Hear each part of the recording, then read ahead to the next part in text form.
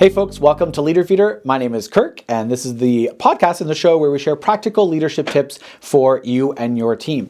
So before we get to today's topic, which is going to be all about promoting technical operators into frontline leadership positions and some of the kind of pros and cons of that, I wanted to just do a shout out to our Plant Manager Excellence Program public workshop that we're offering. So we have this great Plant Manager Excellence workshop, and it's quite cool. It focuses on the plant manager level and helping them accelerate operational priorities, get a better sense of financial acumen, and along with that, kind of getting a sense of an owner's mentality. So, thinking of the plant as not just one of many, but hey, you are in charge of this plant, you're kind of the owner in that sense, and how would you run it differently, and how do you get a proactive vision for that facility? So if that's something you think that your leaders might be interested in, if you've got plant managers that you think, yeah, they could use some sharpening of their leadership skills, and thinking of that ownership mentality. We're doing it in Chicago. It's a 2-day live kickoff in Chicago area, just near the airport actually.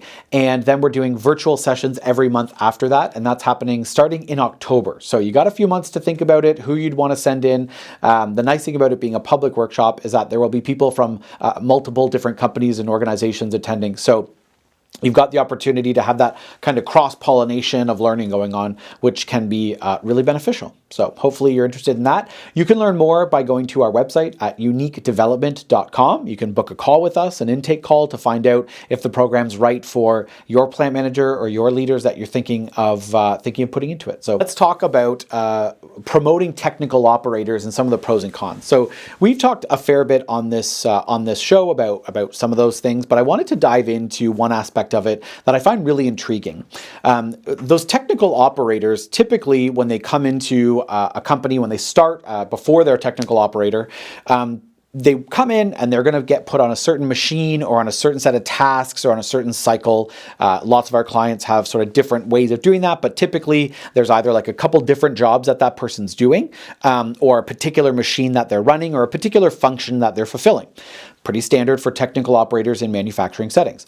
But what I find really interesting is that those people always, or not, 95% of the time, receive some sort of training on how to do those specific tasks. They aren't just put there on day one and told, okay, here you go, have fun, right? They're given training on how does the machine function?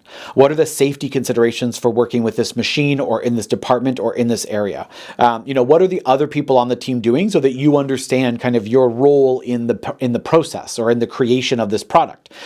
So there's all of this training that happens early on to ensure that you can do the job that you've been hired to do.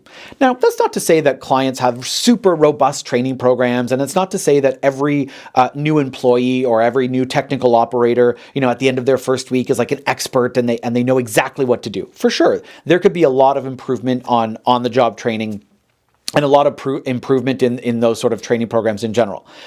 But almost always there is some sort of training for that operator to know what it is that they need to do and how to do it and the level of quality that's expected. So keep that in mind as we go to this.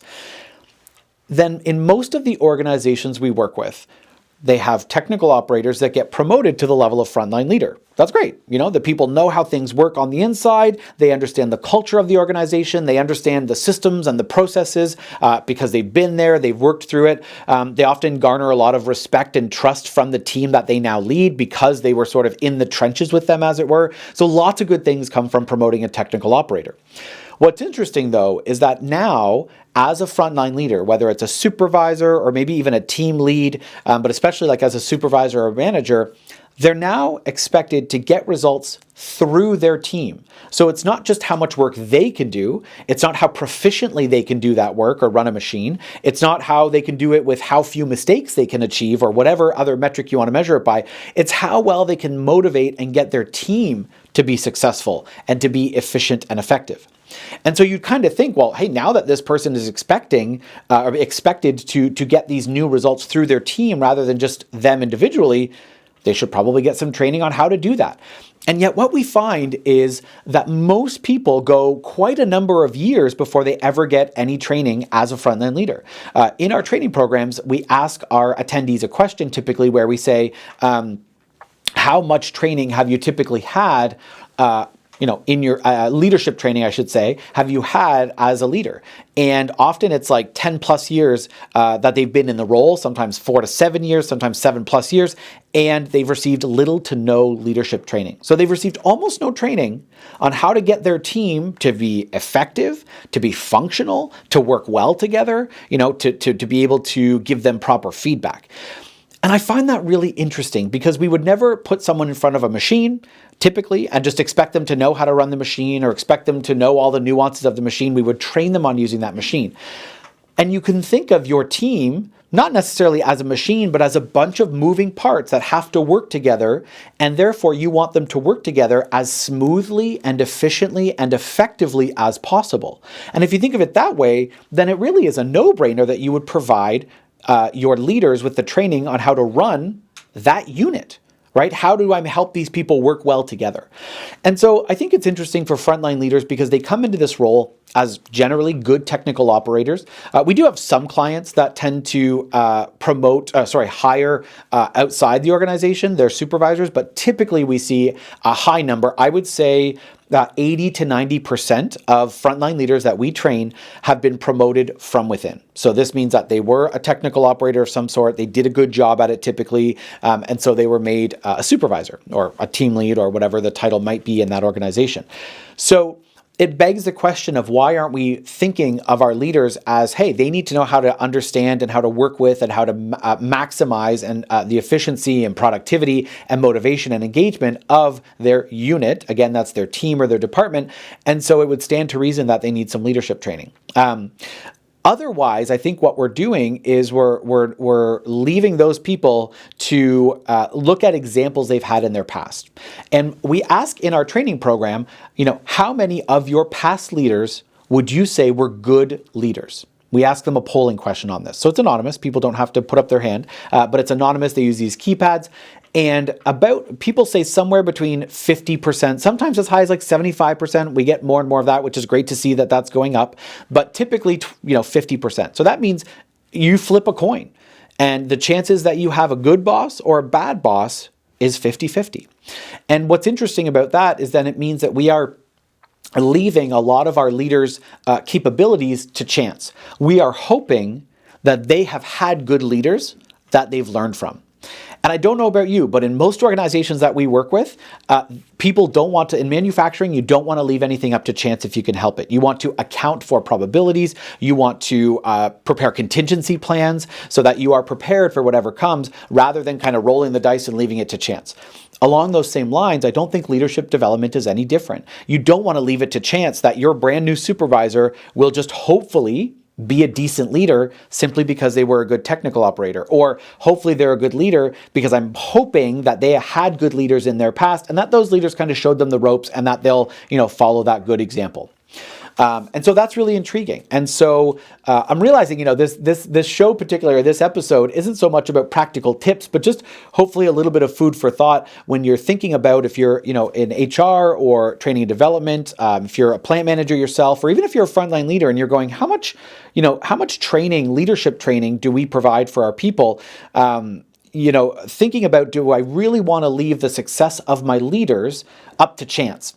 And we know that sometimes organizations think of it as, well, up at the top, there's great direction from the CEO coming down. But depending on how big the company is, and I would argue even in a lot of smaller companies, remember that the people know and trust and interact with their unit, the people that they see for that 40, 50, 60 hours a week, and not really so much the CEO and the C-suite at the top. So the CEO might be saying great things, and they might have had lots of leadership development training. They might have a great vision that they want to see implemented in the company, but that's got to eventually trickle down.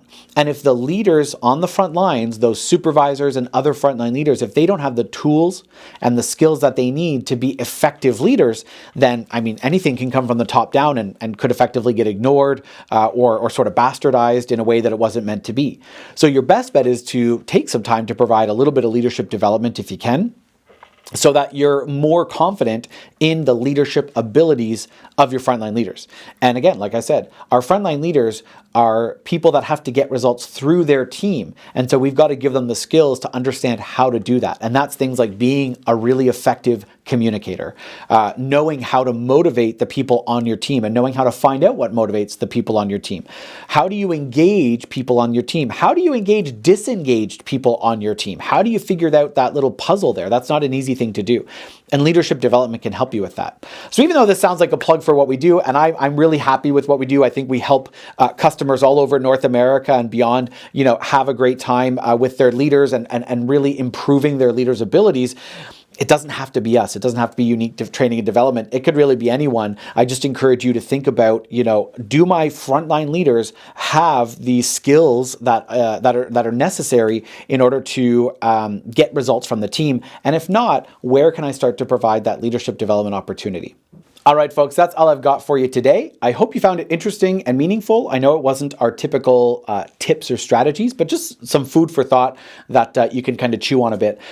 Feel free to leave us a comment. I'm always interested to hear what you're thinking about in relation to leadership and specifically where your frontline leaders are at, or if you're a frontline leader, what you're feeling in terms of leadership development. So please leave us a comment. You can also subscribe to the podcast if you're listening to it via podcast. That's really helpful to us, or subscribe to our YouTube channel if you're watching us there. And feel free to recommend it by leaving a rating. That really helps other people find us as well. And so with that, I bid you farewell. Thanks for being here and taking the time to listen, and take care.